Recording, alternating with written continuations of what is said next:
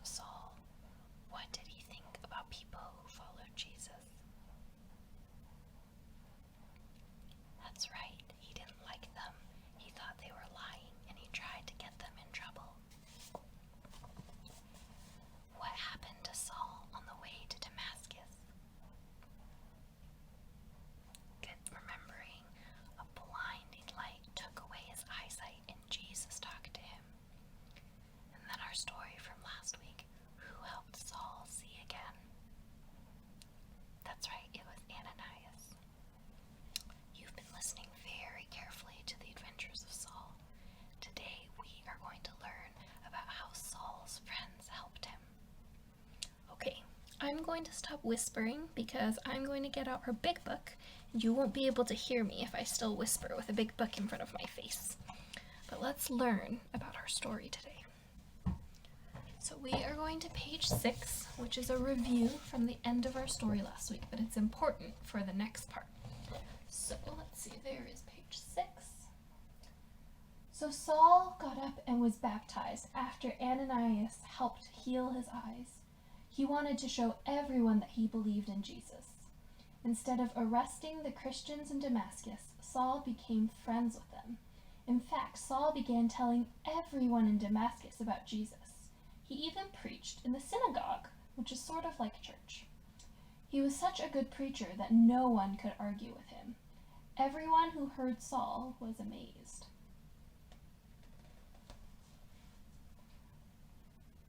But not everyone was glad that Saul's life had changed. Saul's old friends who didn't believe in Jesus were angry. The first man said, "What happened to Saul? He used to be like us, arresting Jesus' followers and throwing them in prison. Now he's become one of them." And the second man said, "He's telling everyone about Jesus, and they're listening to him. This has to stop." And the third man said, "We've got to get rid of Saul before everyone believes that Jesus was God's son." So the men plotted to kill Saul. But Saul found out about their plans. Day and night Saul's enemies watched the city gates in case he tried to leave. But Saul's friends came up with a plan of their own. In the dark of the night, they led Saul to an opening in the thick city walls. Saul said goodbye to his friends and climbed into a sturdy basket. After they tied the basket with strong ropes, Saul's friends lowered him slowly and carefully down the outside of the city wall. Saul made a daring escape with the help of his Christian friends. So in this picture you can see Saul is sitting in a basket, and there are his friends helping him leave safely. So like always, I have a few questions for you. Why was Saul in danger? How did Saul's friends help him? And when Saul was in trouble, his friends were good helpers. They were willing to risk their lives to help Saul escape. God calls us to help others too. So let's learn a song to remind us that helping others is important. And our song goes like this. Let's give a helping hand to anyone we can. Here's my right hand, here's my left. Let's give a helping hand. Let's give a kind word too when our friends feel blue. A kind word always show we care. Let's give a kind word too. Let's give with hearts full of love. Good news from God above. Jesus came to save us all. Let's give with hearts of love. Good singing. You are super singers. I know we've been practicing a lot of songs since we started doing Sunday school over video. It's not always easy to help others. That's why we need to ask God to teach us how to help the people around us.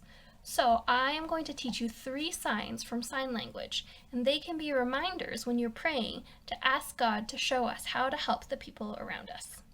So the first people that we want to help is our family. So to sign family, you're going to do this with your hands. This is the letter F in sign language.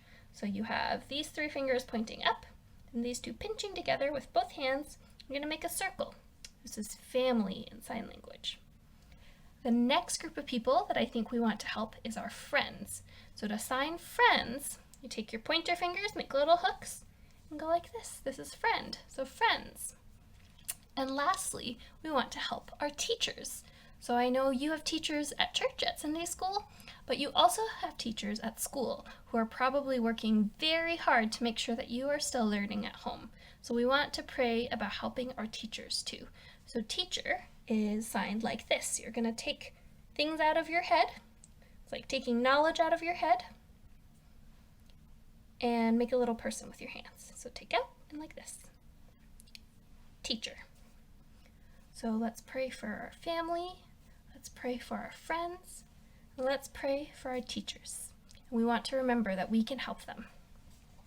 So our craft this week, we have 2 crafts. One of them is a weaving craft. So I made a little video right before this to show you what weaving is. So we're going to play that video.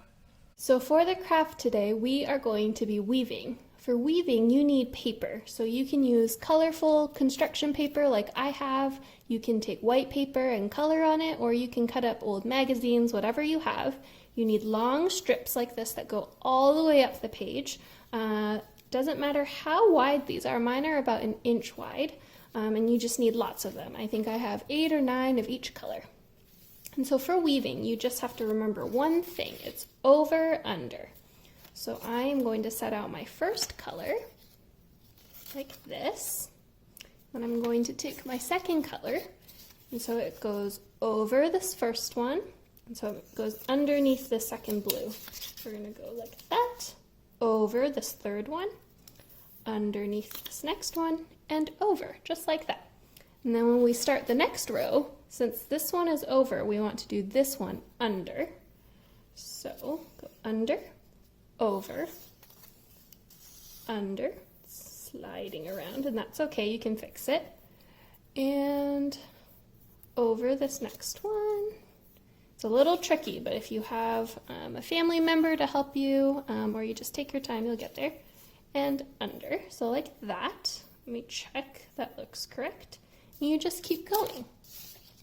Over, because that one was under, so this first one goes over, so I'm going to go under this next one, over, under, and over. And it's okay if it's crooked because you can fix it once everything is put together. You can make them wide apart like this, kind of looks like tic-tac-toe, or you can push them all together and make them nice and tight. And this will hold together better if it's tight. And so when you're done with all your strips or however much you want to do, there's a lot of things you can do with this. You can make a placemat, you can cut a shape out of it. I cut hearts sometimes, they make nice cards. Or you can make 4 little small ones and tape them together to make a basket like in our story. So go ahead and try this out for your craft this week. And I forgot to mention in that video, once you're all done with your pieces of paper, if you're having trouble keeping it together, you can use some tape or glue to keep it together. But if it's tight, you shouldn't have a problem. And of course we have our Today I Learned, which looks like this. We have a picture of Paul in the basket coming down from the city walls. If you want to read the story in the Bible, it's found in Acts chapter 9, verses 23 to 25. And our memory verse is up here, and it says, "This is love for God, to obey his commands." So we will scan that for you. Thanks for joining me today. See you soon. Bye.